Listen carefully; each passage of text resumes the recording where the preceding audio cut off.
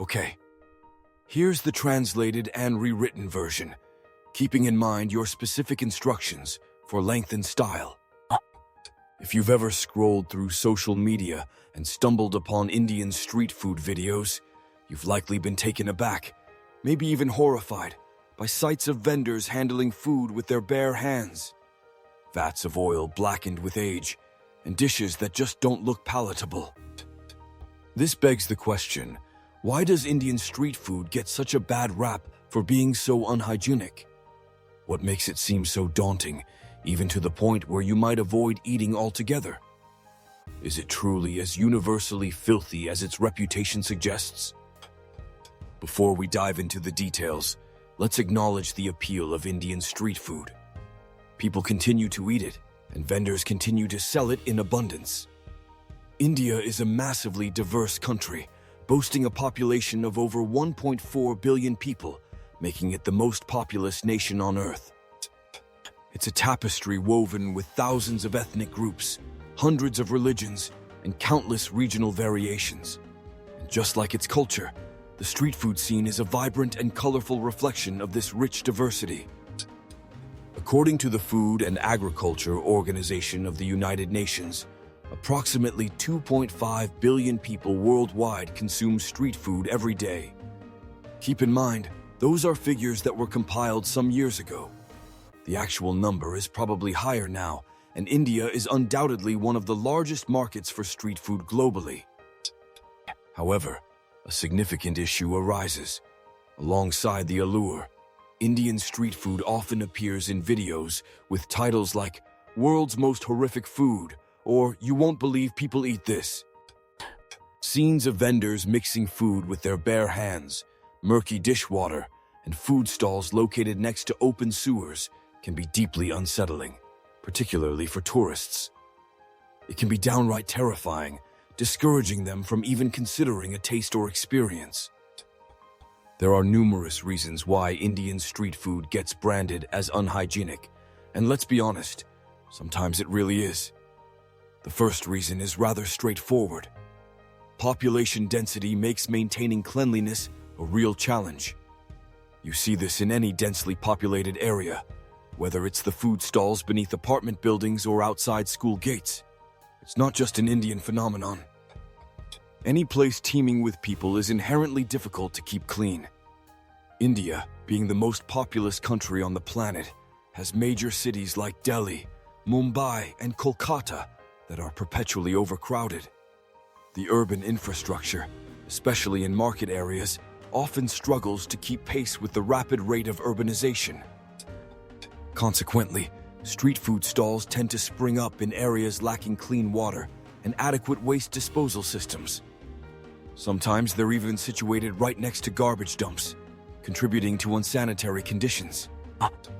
While precise statistics are hard to come by in India, a report in Vietnam estimated that about 30% of street food vendors are located near garbage dumps, restrooms, or sewers, and nearly 100% lack sufficient clean water for proper sanitation.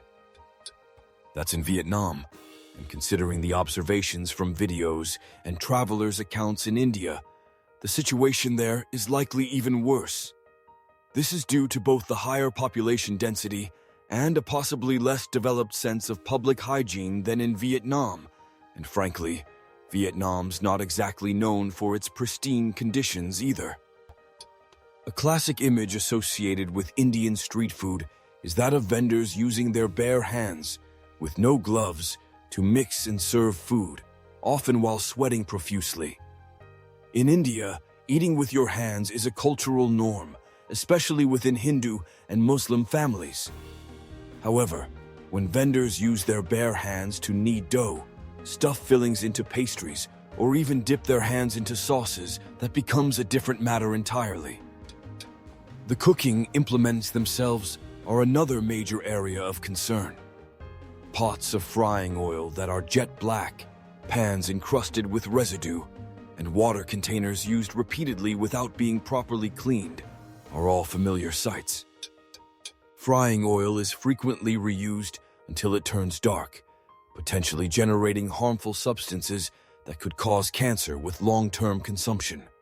A few years ago, a study in India revealed that 80 feet of frying oil used at street food stalls was being reused beyond safe limits, containing high levels of toxic compounds.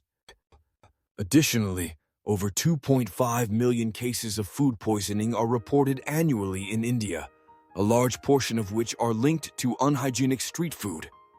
To reiterate, we're talking about over 2.5 million reported cases of food poisoning each year, and the actual number could be even higher. Unhygienic practices often stem from unhygienic ingredients, typically sourced cheaply and of dubious origin.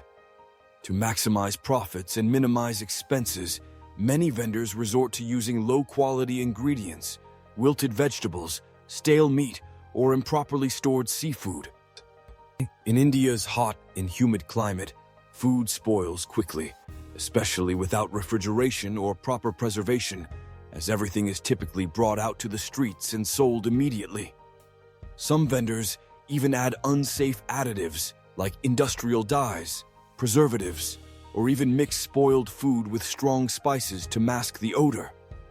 This is a primary reason why Indian street food is often regarded as terrible. For example, in 2022, a shocking incident in Hyderabad involved a pastry stall where the vendor was found to be using rotten chicken meat mixed with copious amounts of spices to conceal the smell. Over 50 people were hospitalized as a result of food poisoning. This incident was widely reported in the Indian press, sparking a heated debate about food safety and hygiene. A significant factor contributing to the unsanitary conditions of Indian street food is the lack of oversight from regulatory bodies. The Indian street food industry operates largely within the informal sector, with millions of vendors lacking business licenses or food safety certifications. According to the National Association of Street Vendors of India, there are approximately 10 million street vendors across the country, but only a small fraction receive any training in hygiene, and even when training is provided, some don't care about the information. In comparison to countries like Singapore, admittedly, almost any place suffers when compared to Singapore, but the comparison is still informative, where street food stalls are regulated within hawker centers that are equipped with electricity, water, and waste disposal systems. Management is virtually non-existent in India. Many vendors are unaware of basic food safety standards, such as storing food at safe temperatures or washing utensils with clean water. Now, let's get to the part you've probably been waiting for. The dishes that are considered the most horrific and unhygienic. Among Indian street foods, Panipuri is an extremely popular snack.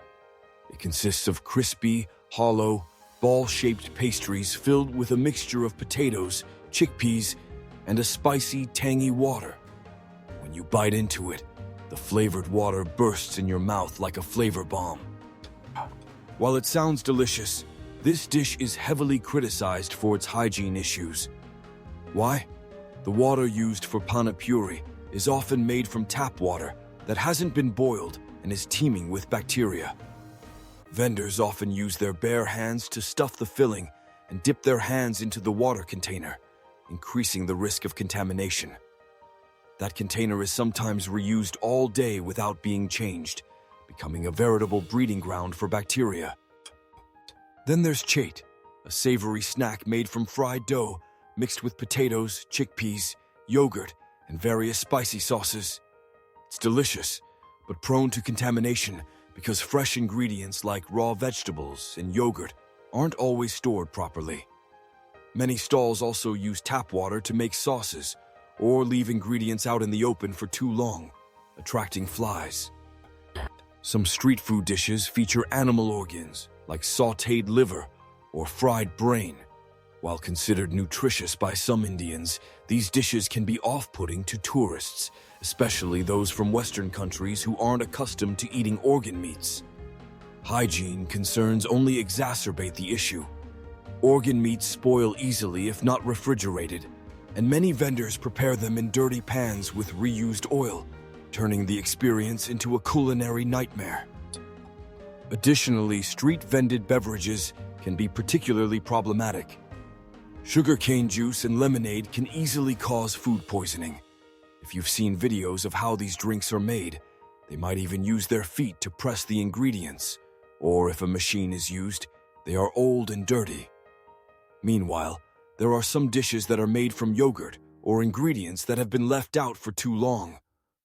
Ice, a common ingredient, is also frequently made from tap water that is contaminated with bacteria. So, what are the consequences of unhygienic street food practices in India? The answer is very serious. Food poisoning is a prevalent issue in India, especially among tourists who aren't accustomed to the local conditions. India reports over 2.5 million cases of food poisoning each year, a significant portion of which are linked to street food. Common symptoms include abdominal pain, diarrhea, nausea, vomiting, and fever. Diseases like dysentery, typhoid fever, hepatitis, and even cholera can be transmitted through unsafe food and water. For tourists, the phrase Delhi belly refers to the infamous stomach upset caused by eating street food. On average, 1 in 10 tourists experiences digestive issues after trying Indian street food, mainly due to bacteria or unfamiliar spices. At this point, you might think that Indian street food is so dirty that no one would dare eat it, but let's consider another perspective. Despite the hygiene problems, not all Indian street food is dangerous. Some vendors maintain clean stalls, and many locals eat it regularly without any problems. For instance, handling food with bare hands might seem appalling to some, but it's normal for many Indians.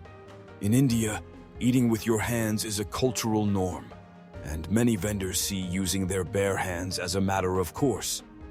Locals are accustomed to it, and their digestive systems have adapted, so they're less likely to experience issues compared to tourists.